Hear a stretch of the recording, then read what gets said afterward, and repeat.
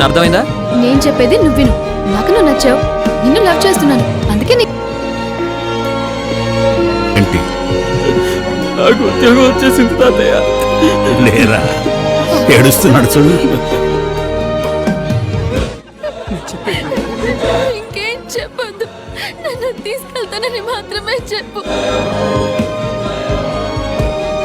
ఇప్పుడు మీరిద్దరూ పారిపోతే వాళ్ళ అమ్మ చెల్లెలు వీధిలో నిలబడాలి.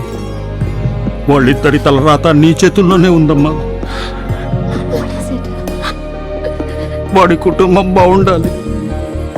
వెళ్ళిపోమ్మా, దయచేసి వాడిని వదిలి వెళ్ళిపో. నీ కాళ్ళు పట్టుకుని అడుగుతున్నా, దయచేసి వెళ్ళిపోమ్మా.